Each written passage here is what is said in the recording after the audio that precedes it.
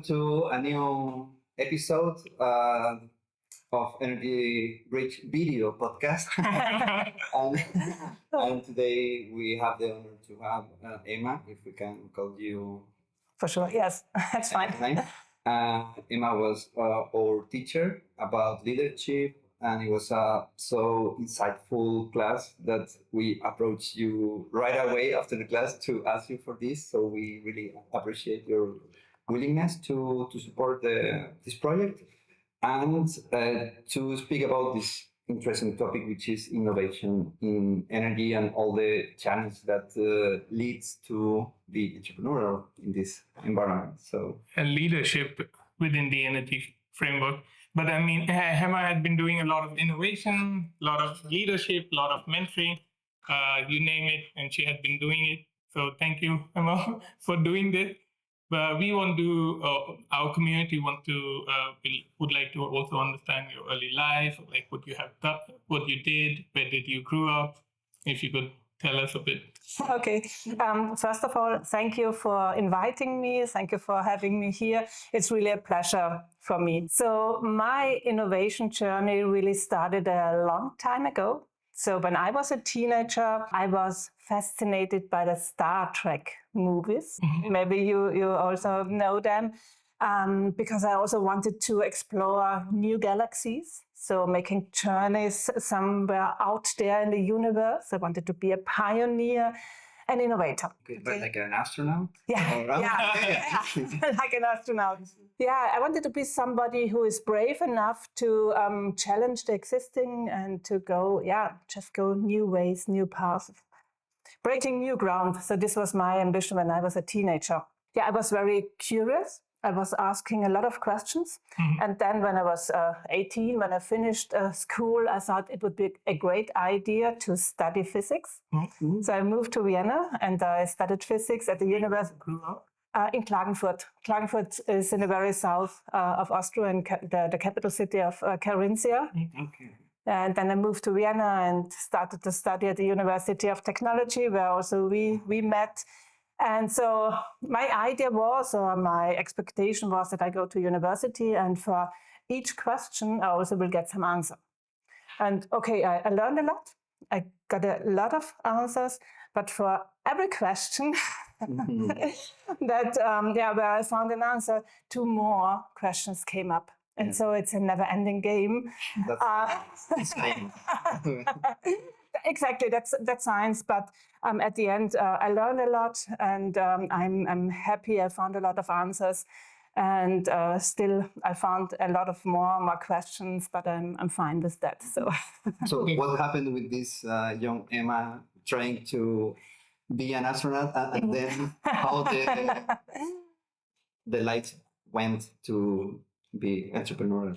Well, after university, I started to work for a big consulting company, for Accenture. Mm-hmm.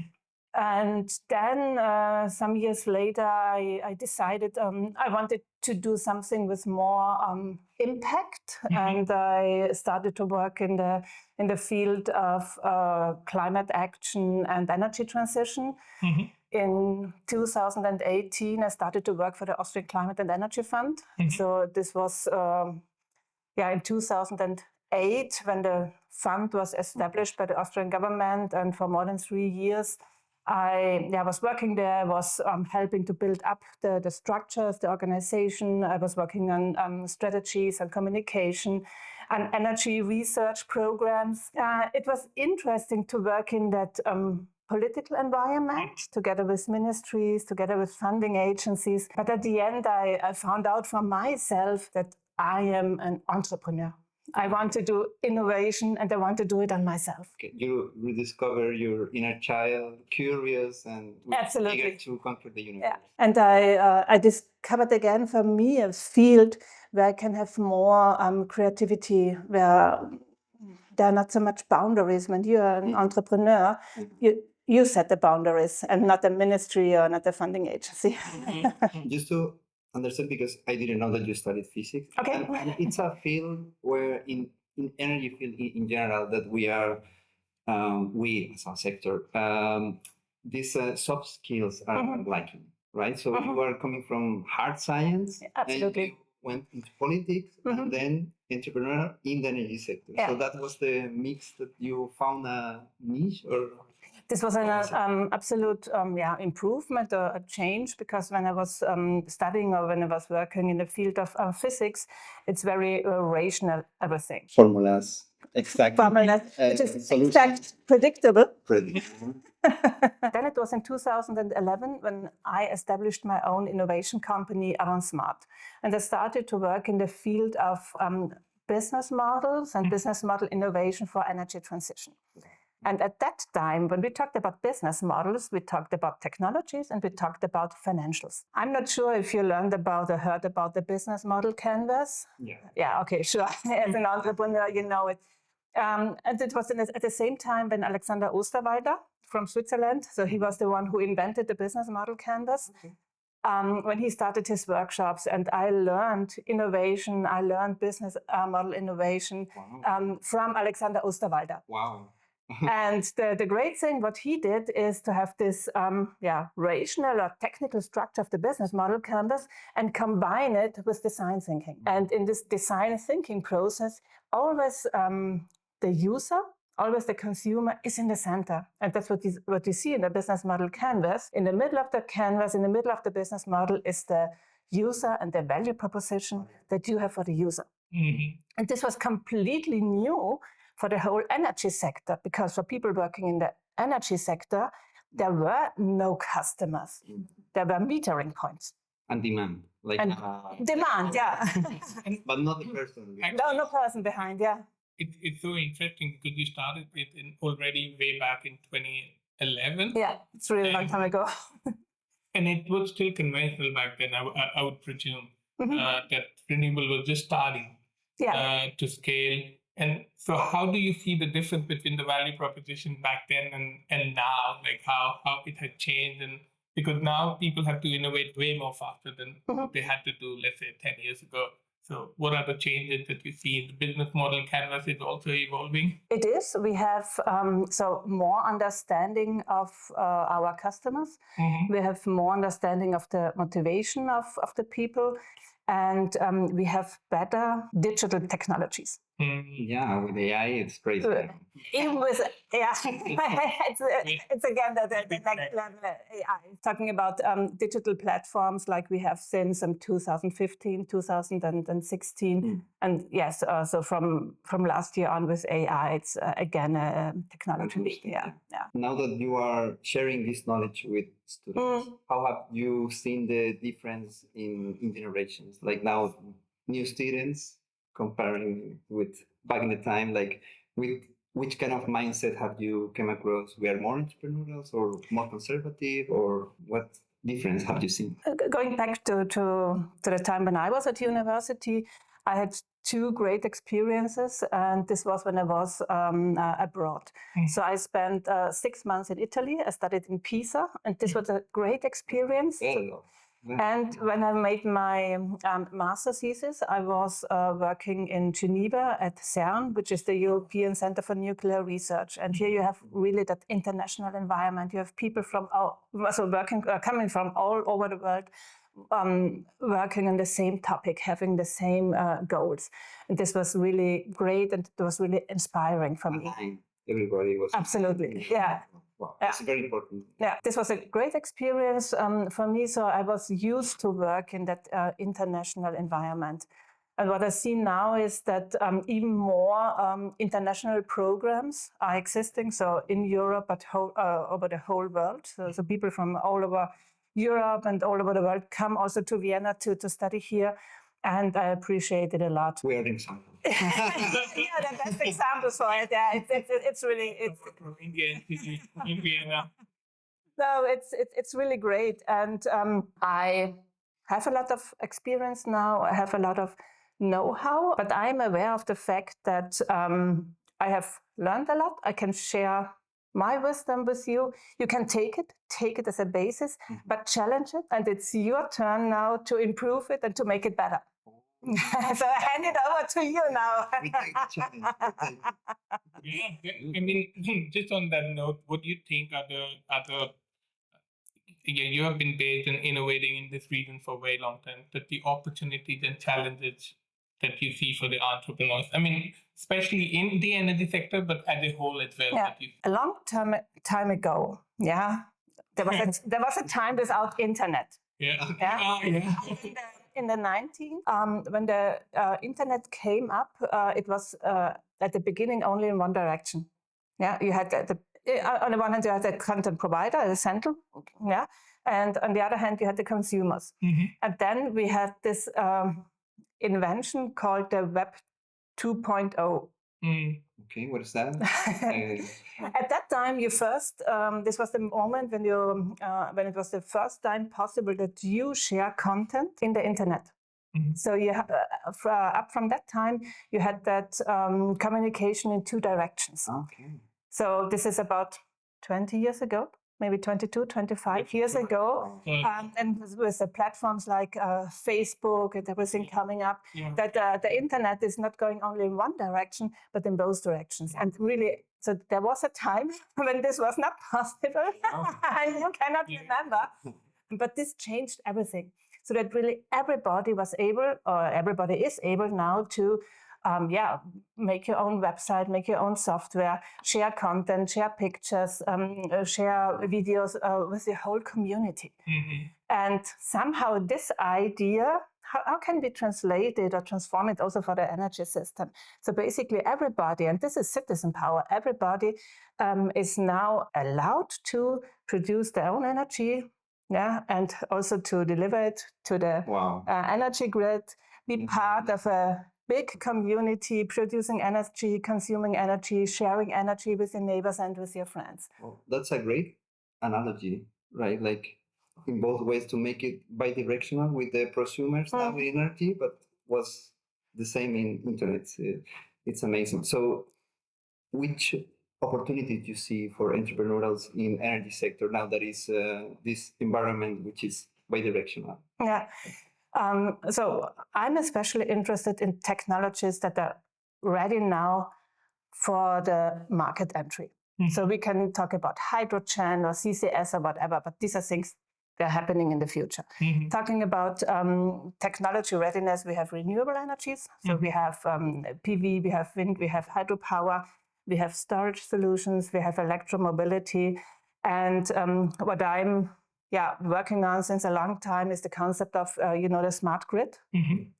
So basically you have the producers, you have the prosumers, you have charging stations, you have electricity, and you need ICT to orchestrate all the players in a certain region or in a certain grid. And this is very fascinating. It's a huge challenge. You need a lot of intelligence. You need a lot of AI. But these are, so from my point of view, very, very interesting fields of innovation. So this regional energy systems with technology components, with AI, with ICT. And also, since we talk about innovation, there comes a lot of challenges. Especially with this integration of all the ICT. I feel that also with what happened this week in Spain and with the blackout, and there's a lot of, let's call them right-wing politicians, again, demanding going back to the old energy system. And these innovation wouldn't be possible. And whenever you talk about innovation, you need to overcome those hurdles and some more. So, what are the challenges that you see? Especially for the startups or for the energy transition? Just for the energy transition, also for the startups as a whole right now. So, it's a question for what? I was not in the... We like to get people on the spot. No, you had a similar question, which was about what innovation leaders in incumbents or energy companies could do. And what then came into my mind is also a book from the 90s, from 97, which is called The Innovator's Dilemma. You know the book? No, where was it? It's from Clayton Christensen. He was a professor at the Harvard Business School. And he wrote a book about why it's so hard for established companies to make real disruptive innovation. And so to bring it in a point, in one or two sentences, every new idea is an offensive for the existing system, for existing products, revenue streams, marketing shares, an organization, a good company has. So the system of the organization wants to defend every new idea. So I do not expect disruptive innovation from the established energy companies. So you have very traditional structures here, and they fight against innovation. So innovation can only come from startups, from players outside the energy sector, where you see now, for example, ICT or IT companies who enter the market, who enter the energy market. Innovation happens at the established energy companies when you have a new regulation, if you have new laws. And now this depends a little bit on the laws that are made in Brussels for the European Union more than the national laws. So they are really relevant for Austria. So it's a challenge itself for entrepreneurs and innovators to get into a conservative sector which is defending itself with new ideas, right? And in energy transition in general, how do you see the role of citizen engagement in this process? Absolutely necessary. It's really in the center, yeah, because we had the Green Deal of the European Union. It's also about 7 or 8 years ago.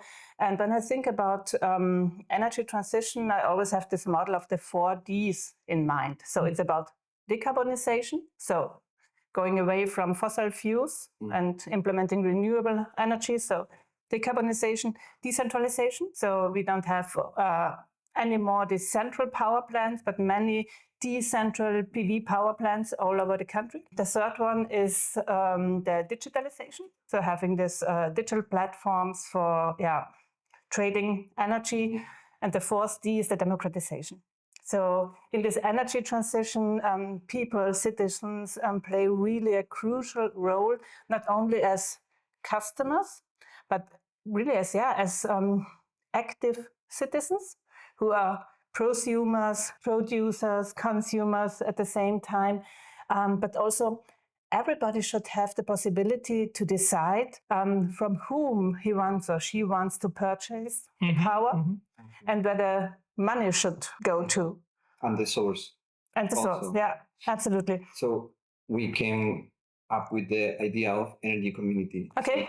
So if you could explain in general idea, what is it? Okay. Energy community. I would like to start with OurPower. Yeah. Sure. And maybe to explain the difference. That was the next question for me. So No, it's fine. So we have been working on the concept of, we call it energy sharing. So we started, I think, about 2015, also with politics and ministries and with the European Commission. And then we established OurPower in 2018, and we do 2 kinds of innovation. On the one hand, the technical innovation, the digital innovation, because what we build is an online marketplace. And on this marketplace, producers of renewable energy, they can sell their power directly to customers. And the special thing about OurPower is that people can sell the whole production over the marketplace. And our customers, they are, so we provide electricity for them 24 hours a day, the whole year long. And this is how the marketplace is working. And our innovation is that kind of digital platform and the algorithm behind it. that's magic. That's a mathematic or magic. We call it magic. This is fine. Yeah. So this is what we call peer-to-peer trading or energy sharing. We have been pioneers. We have been a good example also for the legislation. So since 2021, we have the new law. And according to the new law, also energy communities are possible in Austria.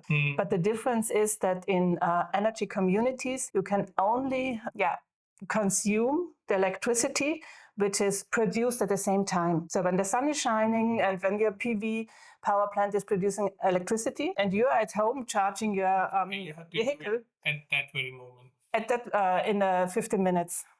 interval. So in the sun, in the night, when no sun is shining, you cannot get power from the energy community.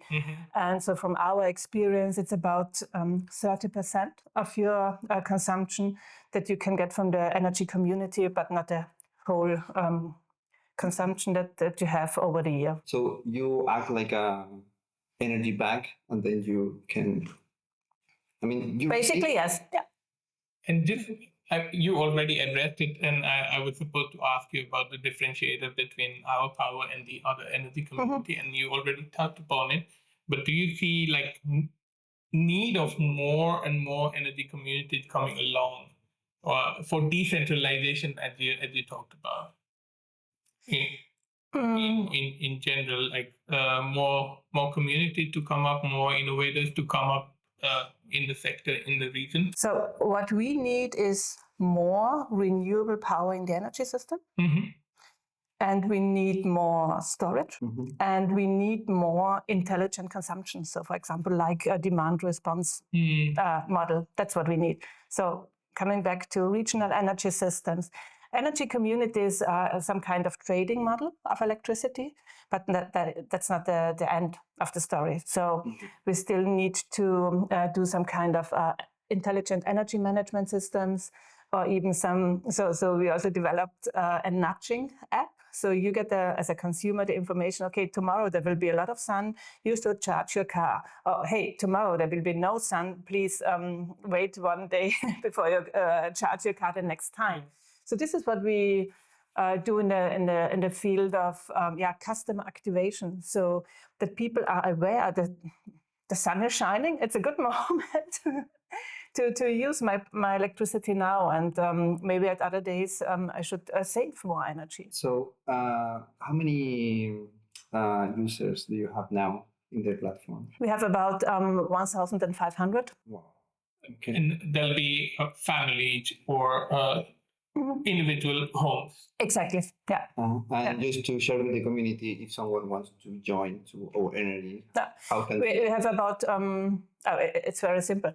So we have about 400 producers of renewable energy. It's a digital platform. Yeah, it's as easy as renting a home on Airbnb.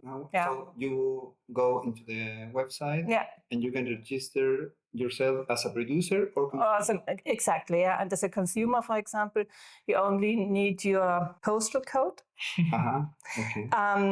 The estimated consumption you have per year.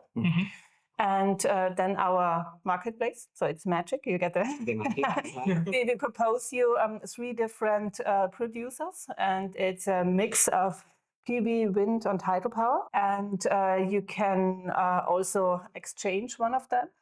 We usually propose you producers that are next to you, so that the electricity keeps somewhere in the region. But you can also go on our website, and you can choose from our 400 producers the one you would prefer. What are your perspective in the future? How many users you dream to have?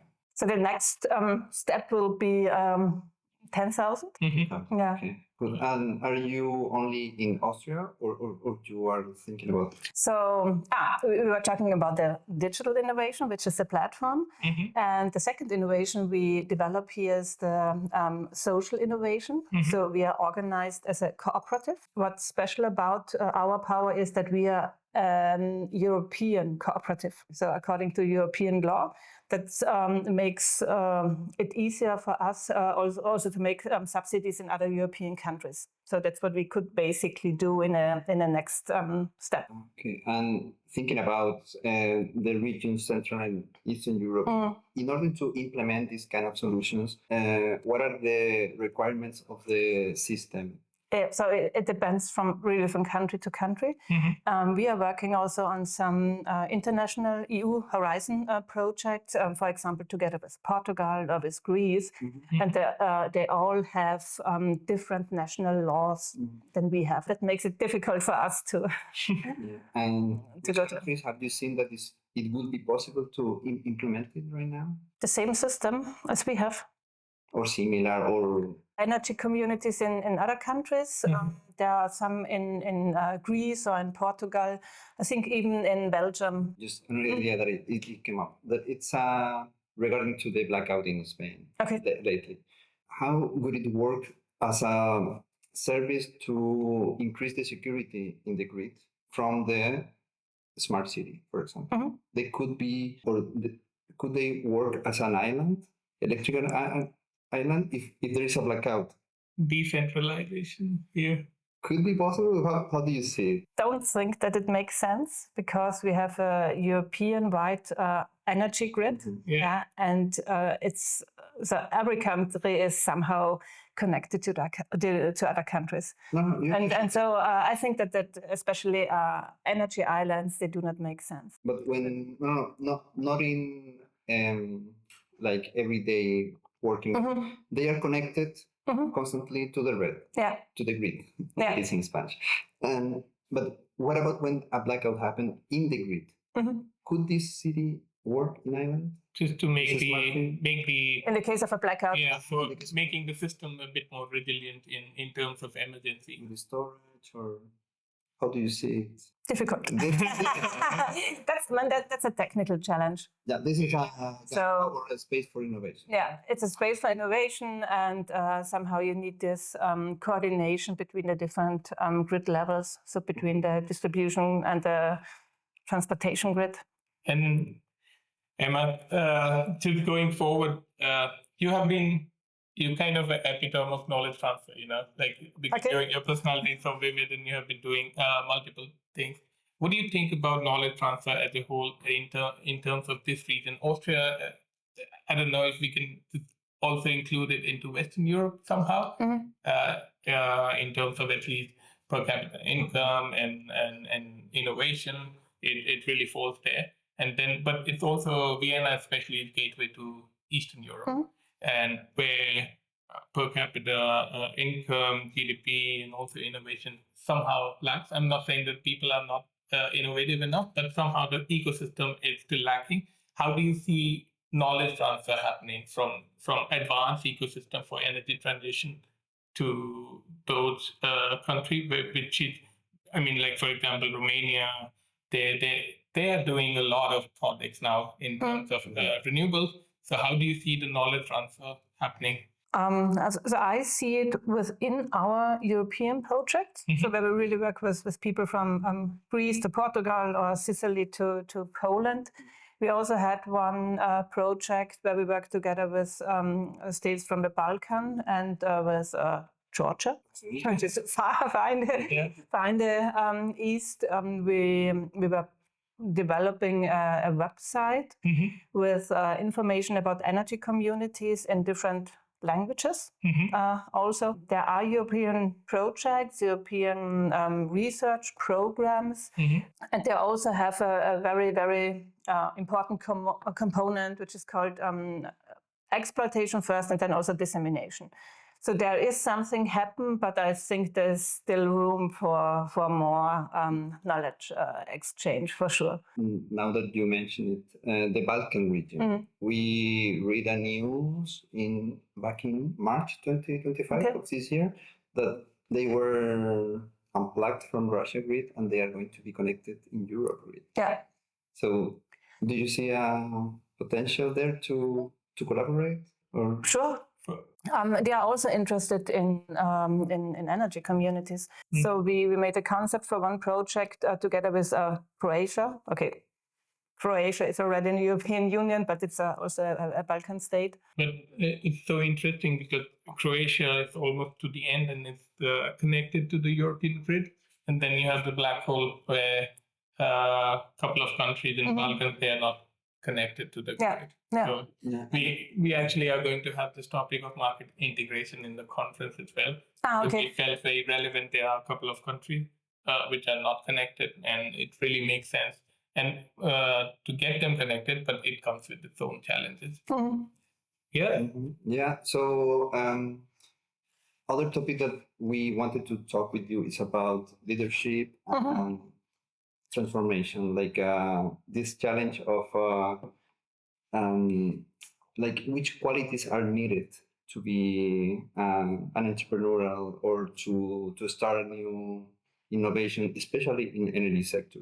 Which leadership qualities you think that are needed to do it? I think this is for every sector the same. I would like to point out three qualities here. Innovation leaders, they need to be visionary. So they must be able to design a picture of the future, how the future, how life, how the world could be. And I think that some of these innovation leaders, they feel somehow lonesome because nobody else understands them. Yeah, so they are seeing their vision and nobody else is seeing it. Yeah. And that brings me to the second point. They really need good communication skills. So because they need to inspire other people so that other people also see their vision and so that they follow them. And the third quality is they need to survive in a VUCA world. Do you know the word VUCA? There's 4 letters. VUCA stands for volatile. So this is the economy, the markets we have. It's going up and down. It's volatile. U stands for uncertain. You simply don't have that certainty. Yeah, especially as innovators in the startup world, everything is uncertain. C stands for complex. There are no simple answers. And the fourth one is ambiguous. Yeah. So you have certainty. Yeah, and this is a term from the management or from HR management, which describes the environment that we are living in, that we are working in, and somehow you need the capability to survive in such an environment. And that's different from an engineering environment, where you have the industry. Where you have very clear processes, fixed working hours. Exactly. And where you have here the input and you know what comes out at the end. Yeah. And in the VUCA world, you put something in and you have no idea what will come out. Sure. Now that you mentioned this, is a word that it's in the air lately, which is resilient. Like you have to be resilient to navigate this world, right? But could you see that being entrepreneurial is romanticized somehow? Like you can see it, or you can imagine that I want to be my own boss and I want to be free and everything, but they don't see what is required. For the young leaders, I mean, there are a lot more people who want to become entrepreneurs, and entrepreneurship comes with a certain sense of leadership. So, what kind of quality? I mean, you have been mentoring a lot of people, so maybe some framework that people can apply. So I think that if you want to be an entrepreneur, it's important that you love somehow this kind of independence.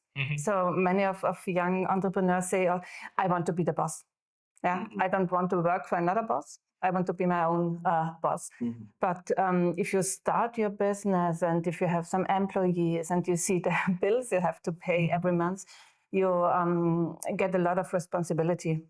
And every entrepreneur has to think, okay, can I sleep well in the night, or are there something that keeps me awake in the night? And I see a lot of young people going to these startup challenges, pitching events, creating a lot of ideas. I think they love to do that kind of innovation workshop. But when it comes to the moment, okay, now you really have to establish the company. All the paperwork. All the paperwork, administration, and work never ends. Yeah, it's 24/7. Yeah. No, it's, but at the end, it's fun. Yeah, it's fun, and you can do a lot of great stuff and being your own boss, working with great people, going to conferences all over the world. Yeah, you mentioned that with all this responsibility, there are also, what do you call it, like burnout?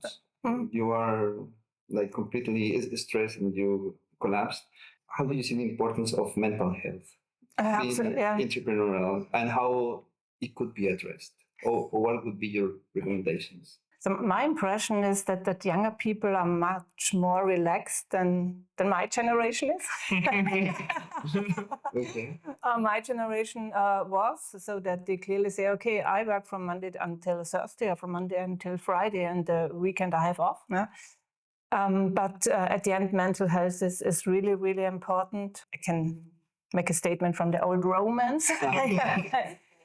Mens sana in corpore sana, which means health mind lives in a health body. Yeah. So already the ancient Roman knew this. So it's absolutely important that you do sports, go outside, do some kind of yoga, meet friends, and switch off your mobile phone in the evening. Yeah. Okay. I think that's a good advice for future entrepreneurs to keep the mental health. It's sports. Completely. It's really important. Yeah. Yeah, and I think that really tells you about agile because you need to be multi-dimensional, and it takes a lot of energy. So it's a brilliant advice for sure. We also need to put that. Yeah, it's on the list, in the to-do list to do some activities. Now that it's summer here or spring, it's better to be outside. So to be in nature too. Now that I've heard that there are some activities for kids to be in nature. Like now it's a thing, like an extra activity, which back in the day was natural to be outside. So being in nature, I think, is also. We are liking it that here we can talk about a lot more than energy. Yeah. We love energy.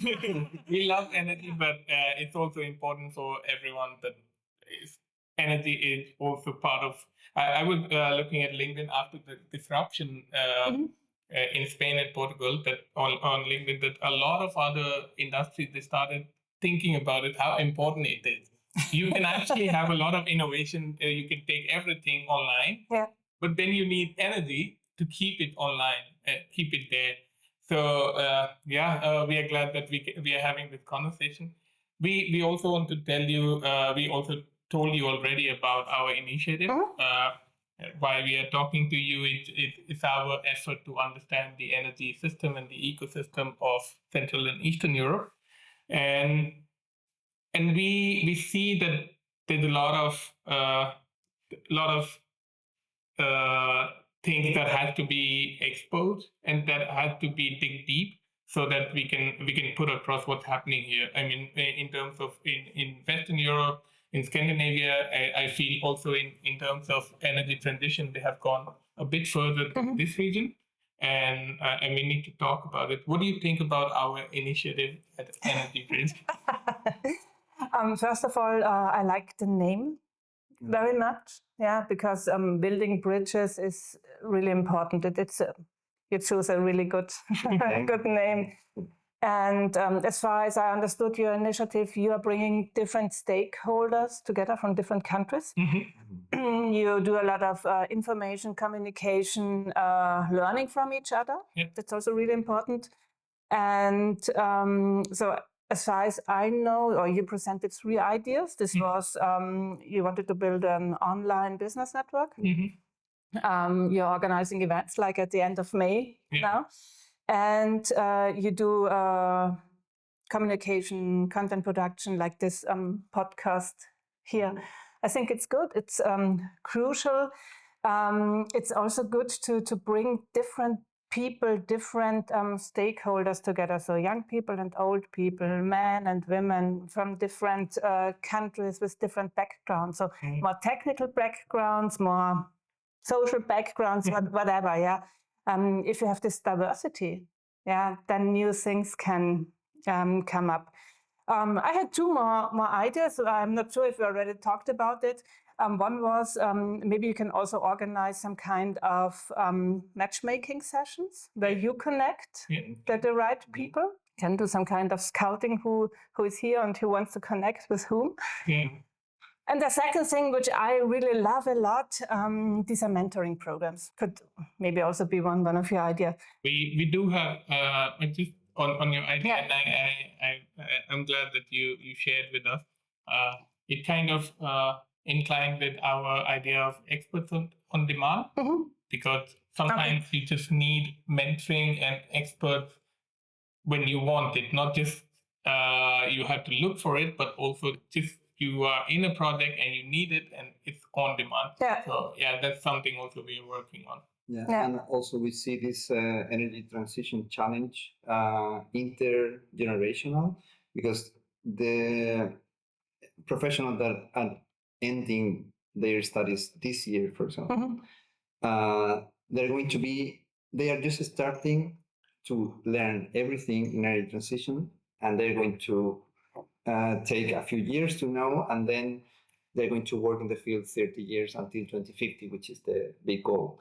And now we have students in schools which are going to start now study, then after 4 or 5 years they're going to be professionals, and then they're going to, so it's a huge challenge, and it's a long-term challenge. Okay. So we believe in knowledge transfer, Generations and cross collaboration. Yeah, and that's where the mentoring is coming. Okay. Because Yeah. also how to accelerate this learning process at the beginning. Okay. And so it's we really take your Okay. Are you more connected to the scientific community or more to companies? So that's where again our name, the Energy Bridge, because we want to be the bridge between innovators, which is, it could not just be startup and scale up companies as such, but also young researchers, people who are working at AIT maybe, and they are working on a lot of projects, EU-funded projects or state-funded projects, then policymakers, because they need to come on board for sure, like with everything that is happening. Academics, because they are the brain behind everything that is going to be innovated, and then bigger industries. Okay. At the end, we also need them to adapt to the innovation to accelerate more. So, and then, so all of them coming together, and we want to be the bridge between them all coming, gathering them. And the whole goal is about accelerating the energy transition, but we need to gather them, not just at one point in one conference, but rather that they are communicating with each other on rather frequent basis. So that's the whole idea about the web platform that we are building. Okay. Yeah. So we are going to close this parenthesis but not without the final thought from Hemma about what's your view of future of energy entrepreneurship, and not and just entrepreneurship as a whole in Austria. You see more and more startups coming along, more international people coming along as well. How do you see the future here? We talked about visionary leaders. So what is my vision when I look at the younger generation? I think that the younger generation, so also you are very much influenced by the internet and by digital tools. So the world is a village. So that we say it in German, also die Welt ist ein Dorf. Okay. So that the whole world becomes a small village because you're connected to Taiwan and to South Africa and to Chile and wherever, and you're sitting here in Vienna. I'm wishing that you are brave and that you will have the courage to go your own way, and that you start your own projects, your business. You are doing it, but I would wish that we have more people of your kind, and I think we really need to get independent from the fossil fuels, from the established energy market. So I would wish that many people come up with new ideas also about how economy works. So I would like to have more sustainable economy. And my vision is that we will really have more startups in 2030 here, and new models for cooperative economy and sustainable economy. So that's my vision for 2030. And I think you are in a good way. You are the best testimonials. Thank you, Hemma. It's been a pleasure, and thank you for being again so multidimensional. It's an honor, and thank you for the support. And we wish you hit all your targets very soon with OurPower, and we get to talk to you all the time. Yeah, again, sometime when you are hitting target, and so that we are the first one talking about it. Great, let's do this. Yeah. And yeah, I thank you very much. It was very interesting to talking to you, and all the best for the energy bridge. Okay, thank you. So this was our interview with Emma, and we really wanted to interview because of your passion in this topic and how you and your ability to communicate. That's very important. So this was the episode for today, and we invite you to stay tuned and ready for the next episode. So see you next time. See you. Bye bye.